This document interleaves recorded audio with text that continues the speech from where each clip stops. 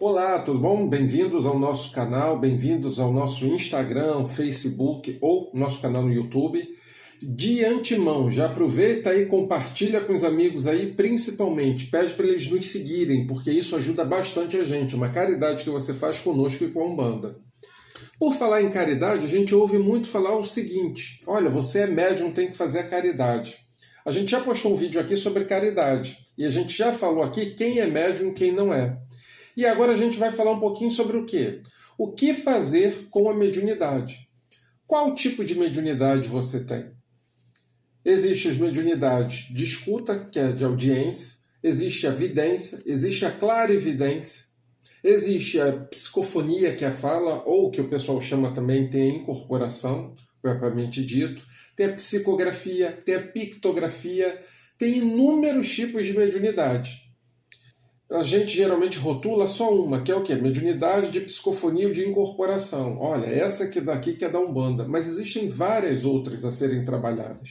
E quando a gente vai vendo tanto a mitologia, né, dos povos originários, dos indígenas, quanto também a mitologia do panteão iorubá, a gente vai vendo como tem vários tipos de mediunidade ali sendo utilizadas, né, pelos próprios orixás, pelos próprios guias também.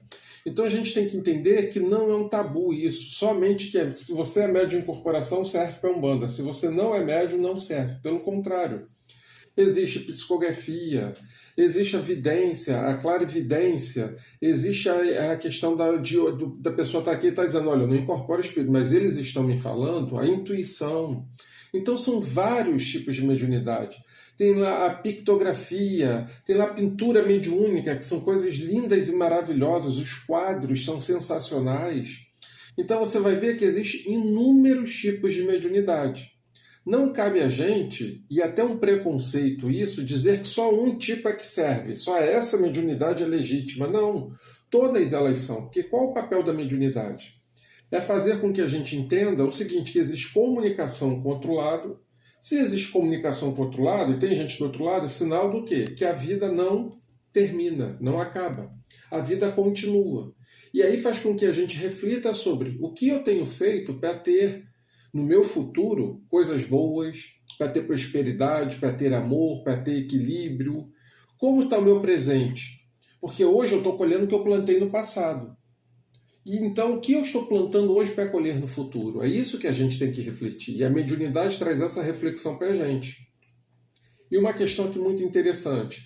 A mediunidade na Umbanda é muito conhecida como a mediunidade de incorporação. Ela é válida, mas todas as outras são válidas.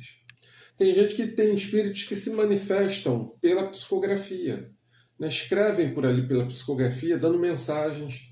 Tem as questões da Umbanda, né? Da reunião, que muitas das vezes também um parente, algum ente querido falece, a pessoa entra numa depressão, entra ali e ele se comunica por uma carta.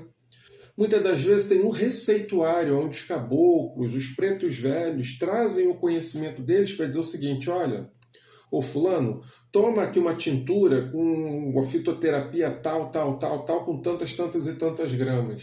E direciona para a pessoa vai lá na farmácia homeopática, faz aquilo dali e fica boa. Então, assim, tem inúmeros tipos de mediunidade. Tem uma mediunidade, por exemplo, da pessoa de cura, que ela tem uma energia específica para aquilo dali, né? A turma aí, filhos daí de Omulu. Então a gente vai vendo o seguinte, que é o pessoal que vai trabalhar diretamente com isso, um dia que a casa dedica para a cura, né, justamente para os trabalhos, né, ali de equilíbrio. Então a gente vai vendo que tem uma série de utilidades para cada tipo de mediunidade. E a gente não pode ser preconceituoso e colocar numa caixinha 3x4 dizendo o seguinte, só a mediunidade de incorporação é que vale, todas as outras não servem. Gente, espera aí. Vamos parar para pensar e entender o papel que cada uma mediunidade tem, cada uma delas tem dentro da casa. Por exemplo, a pessoa vai se consultar. A pessoa que está ali sentada, ou às vezes em pé, incorporada, é um médium, que é o médium ostensivo, perfeito. Só que do lado tem um outro médium auxiliar, que é o cambono, ou a samba. E qual o papel deles ali? Justamente trabalhar a mediunidade deles. Como? Doando energia, ectoplasma, bioenergia, magnetismo. Né? Ele está ali que às vezes a entidade vai buscar a energia dele para estar trabalhando e assimilando junto com a energia das pessoas. Em algumas casas, o que acontece? As pessoas, antes de irem para determinada corrente, elas recebem dispersivo, a dispersão energética de um desses médiums. Então a gente está vendo a utilização do médium, né, sem estar incorporado. Ou seja, né, a utilização que ele faz da mediunidade dele, ali, da energia dele. Né? E às vezes a pessoa vai estar ali se consultando, tem 3 entidades para se consultar, vamos supor, tem o pai Joaquim, o pai Benguela e o pai Congo. O médium que vai pegar a pessoa e direcionar para a entidade, né, é um médium que é sensível, que ele é sensitivo. Ele vai colocar a mão na pessoa, de acordo com a vibração da pessoa, ele vai saber o seguinte: deixa eu direcionar essa pessoa para essa entidade aqui, porque pela energia que eu estou sentindo aqui, eu sei que ela vai ser a mais propícia para isso. Ou seja, ele não está incorporado, mas ele está usando da mediunidade dele. Né? A gente vai vendo que tem aquelas pessoas que vêm, uma inspiração, escrevem pontos belíssimos. Aí depois tu pede para a pessoa chegar e falar, repete esse ponto. A pessoa não lembra. Não, qual o significado dessa palavra aqui? A pessoa não tem a menor ideia. Por quê? Porque ela foi inspirada ali, foi praticamente uma psicografia. O espírito veio, deu o ponto para ela só foi o que? O medianeiro. Pegou aquele ponto, escreveu ali o ponto, está ali o ponto.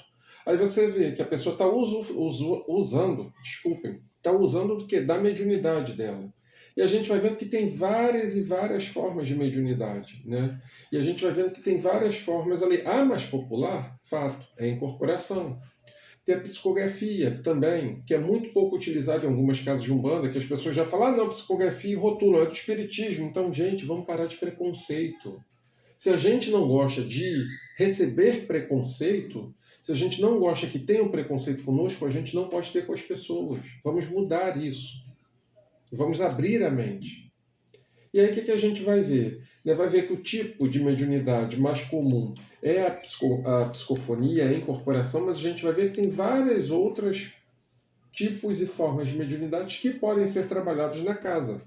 Tem uma casa de Umbanda que eu já fui uma vez, que é a coisa mais linda que tem, porque ela era pintada, os orixás eram em quadros. E os quadros eram todos pinturas mediúnicas, e era muito interessante, lógico, né? Eu fixei no Ogum, bonitão, papai, e nisso que eu fixei em Ogum, tinha a figura central de Ogum desenhada, mas quando via mais ondinhas, viam vários outros mini Oguns dentro da pintura, então era uma coisa assim sensacional. Porque do ângulo que você olhava, para onde você olhava, você sempre via outras imagens que faziam a reflexão. Então, isso daí é o quê? É a pintura mediúnica, é um tipo de mediunidade. Então a gente vai vendo que tem que fazer o quê? A casa tem que agregar, abraçar as pessoas, né? E acolher todos os tipos de mediunidade. A gente não pode ter preconceito com isso. E eu te pergunto, e aí? Quais são os seus tipos de mediunidade? Fala aqui embaixo para mim, divide com a gente. Sugere também um bate-papo para a gente ter com você aí sobre algum tema que de repente seja válido, tá bom? Principalmente, como eu falei no começo do vídeo, compartilha e curte a nossa página aí, tá bom? Obrigado e até a próxima.